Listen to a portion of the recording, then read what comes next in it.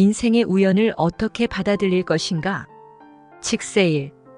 역사상 어떤 책으로 단어 하나당 거의 10파운드를 벌어들인 저자는 딱 한 명뿐이다. 바로 전문가 더 스페셜러스트를 쓴 칙세일이다. 전문가는 칙세일의 첫 책이고 워낙 자신이 없어 초판으로 고작 2,000부만 찍었다. 처음에는 반응이 뜨겁지 않아서 다 팔릴 때까지 6주가 걸렸다. 그러다 갑자기 책은 유행을 타고 솔숲에서 맹렬하게 타오르는 불길처럼 미국 전역으로 번졌다. 결국 그 책은 중국을 주제로 한 펄벅의 장편소설 대지보다도 더 많은 판매량을 기록했다. 대지보다 많이 팔린 책을 쓴 저자는 당연히 그 책을 자랑스러워한다고 생각할 것이다. 하지만 칙세일은 그렇지 않았다. 그는 전문가를 쓴 것을 후회했다.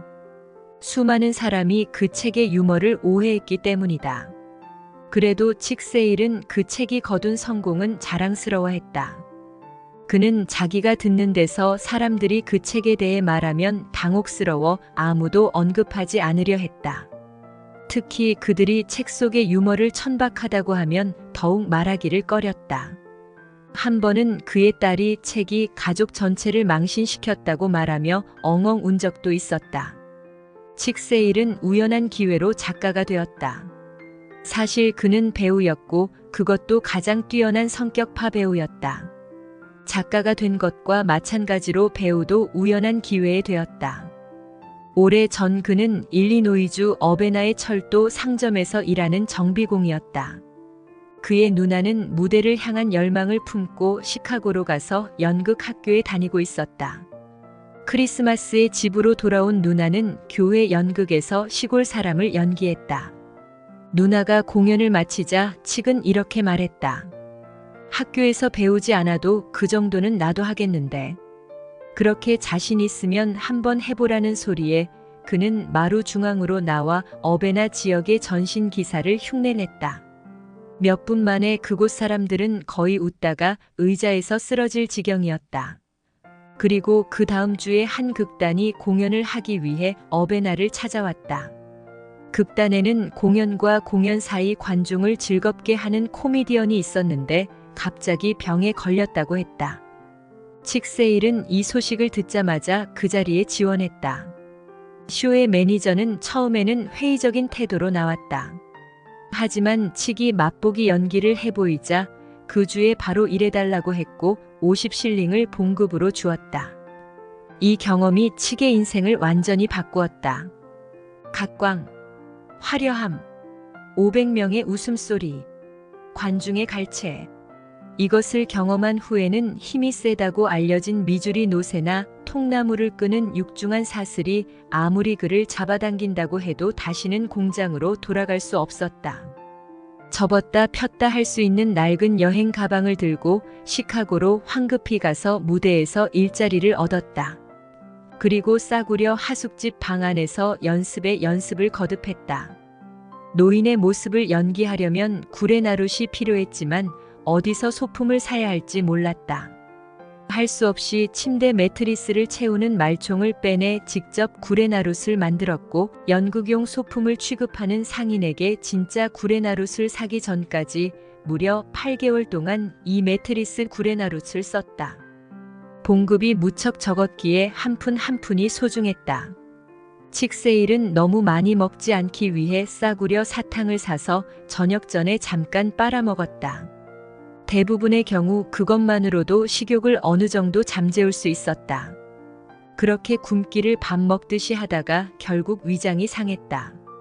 어쩌면 그런 싸구려 사탕이 범인일 수도 있다. 성공한 뒤에는 수백 파운드를 써서 수술을 받았고 가는 곳마다 개인 요리사를 대동했다. 위가 망가져서 호텔 요리는 먹을 수 없었기 때문이다. 또한 강철로 된 트렁크도 함께 갖고 다녔는데 그것은 일종의 서류 정리함으로 그 안에는 수천 가지의 농담 자료가 들어 있었다.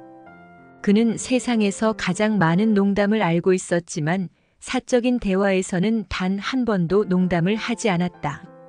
브로드웨이에서 6편의 코미디 뮤지컬에 출연했지만 정작 칙세일은 노래와 춤을 전혀 하지 못했다. 또한 미국 내에서 호른 연주자로 알려져 있지만 실제로는 호른을 연주하지 못했다. 프랑스 파리를 주제로 한 여러 쇼에서 공연하며 1만 파운드를 벌어들였지만 정작 파리에 가본 적은 없었다. 또한 같은 신발 한 켤레로 무대에서 무려 16년을 버텼다. 처음 노인을 연기할 때 신었던 그 신발이 행운을 가져온다고 믿었기에 다른 신발은 신지 않고 그 신발만 계속 수선해 신었다. 한편 보드빌 공연을 하던 중에 그는 몬테나주 미줄라 출신의 여인과 사랑에 빠졌다. 그녀는 달빛과 활짝 핀 제스민의 아우라를 동시에 지닌 매혹적인 여인이었다.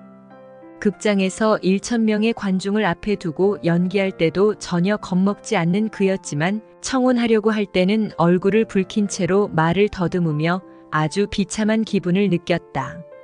할 수 없이 몸 컨디션이 좋지 않다고 말하고 도망치듯 그 자리를 떠나 호텔 방으로 갔다. 호텔 객실로 들어가 전화로 청혼했고 다행히 그녀는 청혼을 받아들였다. 그들은 결혼에 4명의 자식을 두었다. 그리고 전문가로 엄청난 돈을 번 뒤 칙세일은 한 권의 책을 더 썼다. 옥수수 껍데기 벗기는 사람이 영화관을 강타하다라는 책이었는데 안타깝게도 이 책은 독자의 반응이 시원치 않아서 인쇄비도 건지지 못했다. 인생경영 포인트. 칙세일의 인생에서 주목할 점은 그의 인생이 수많은 우연에 의해 좌우되었다는 점이다. 정비공이었던 그가 연극배우였던 누나의 무대에서 우연히 우스꽝스러운 연기를 선보였는데 관객들이 크게 호응했다. 마침 뒤이어서 마을에 들어온 어느 극단의 배우 한 명이 아파서 참석할 수 없다는 소식이 들렸고 칙세일은 바로 그 자리에 지원에 꿰찼다. 관객의 웃음소리, 자신을 향한 시선, 무대의 화려함에 매료된 그는 다시는 공장으로 돌아가지 않고 배우 일에 매진했다. 이뿐만 아니라 그에게 거액을 벌게 해준 농담 모음집 전문가를 쓴 계기도 우연에 의한 것이었다. 인생은 우연의 연속이다. 계획한 대로 착착 진행되는 인생도 의미 있는 삶이겠지만 우연한 기회에 새로운 나를 발견하는 일도 즐거운 일이다. 우연 속에서 적성, 흥미, 기회를 발견하려면 일단 무엇이든 해보는 것이 중요하다. 시도해보지 않으면 그런 우연조차 일어나지 않을 테니 말이다. 적극적이고 포용적인 자세로 인생을 대하는 것이 중요한 이유다.